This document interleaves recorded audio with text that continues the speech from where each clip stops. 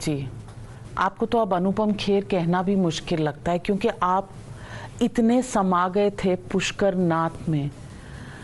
और मुझे नहीं पता, एक सीन है उस फिल्म का जो मुझ पर जिसने बहुत असर किया, जहां खाना खिला रही है शारदा अपने दोनों बच्चों को और आप कहते हैं कि मुझे भूख नहीं लगी। रेफ्यूजी टेंट में हैं आप और आप बाहर आकर बैठते हैं और एक थोड़ी दूर में ओल्ड लेडी खांस रही हैं और आप एक डब्बा लेकर आते हैं, उसमें बिस्किट है और आप बिस्किट को बस चाटते हैं कि भाई शायद ये बचा रहे और आप अपने पैसे गिनते हैं कि कुछ है नहीं हमारे पास। और थोड़ी देर बाद वो बैकड्रॉप में वो लेडी खांस खांस के शायद अपना दम तोड़ देती हैं।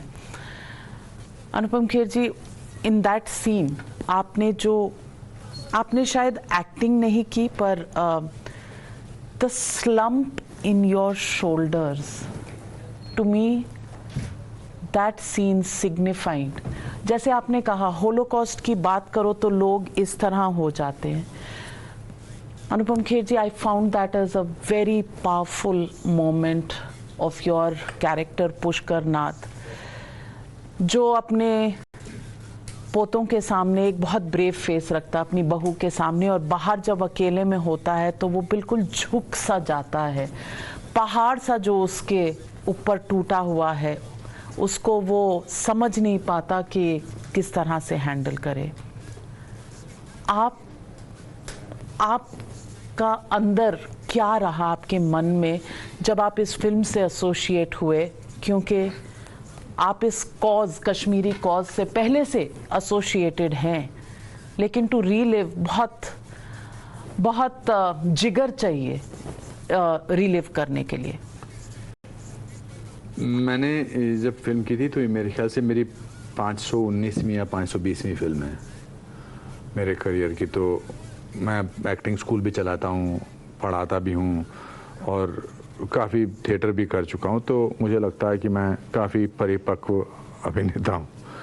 मगर जब मैंने ये फिल्म मुझे विवेक ने सुनाई तो मुझे लगा कि ये तो कहानी बहुत ज़रूरी है लोगों तक पहुँचना, मगर ये कैसे, इसका जिस तरह से इन्होंने लिखा है इसको कैसे उसकी रियलिटी जो है जब तक एक्टर्स महसूस नहीं करेंगे तब तक कैसे नज़र आएगी। और ख़ासकर पुष्कर नाथ, तो पहले तो अच्छा काम इन्होंने किया है, मेरे फादर को जानते थे, उनका नाम पुष्कर नाथ था, तो this was my tribute to my father. And जब हम सेट पर गए देहरादून में, हमारी पहले दिन की मेरी शूटिंग थी, the actor took A back seat and the person had to take the front seat because दर्द को बखान करने के 50,000 तरीके हैं और इतना काम करते हैं तो आपको एक क्राफ्ट पता लग जाता है कि इतना थोड़ा सा मैं महसूस करूंगा, फिर इतने थोड़े से आंसू ले आऊंगा, मगर इसमें क्राफ्ट इस पूरे पिक्चर को झूठा बना देती। और मैं झूठ का बिल्कुल सहारा नहीं लेना चाहता था ये रोल करते हुए। मैं चाहता था कि मैं इसको अपनी आत्मा से महसूस करूं और मेरी आत्मा दुनिया तक पहुंचेगी, क्योंकि मेरे सिर पर उन 5 लाख कश्मीरी पंडितों की जिम्मेदारी थी जो 19 जनवरी 1990 को अपने ही घरों से बर्बरता से निकाले गए थे। I had to be responsible towards them. उनका दर्द दुनिया तक पहुंचाना बहुत ज़रूरी था।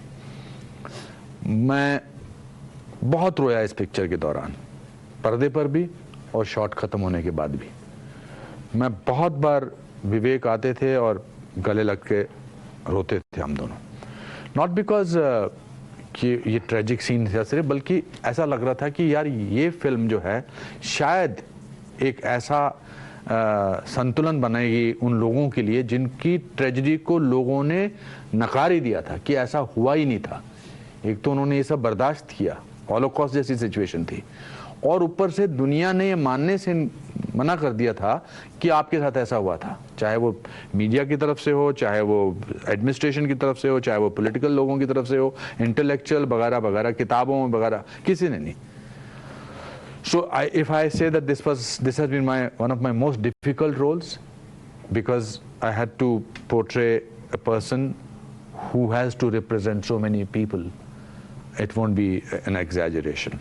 अभी भी मैं बात करता हूँ तो मुझे ऐसे घबराहट होती है। अभी भी कोशिश करता हूँ कि टेलीविज़न चैनल पर आंख में आंसू ना आए, बिकॉज शायद अभी हमने शुरुआत ही की है इंटरव्यू की, तो ऐसा नहीं लगना चाहिए। बट होता है, आज मैं दूसरी जगह कहीं बात कर रहा था, वहाँ रोना आ गया।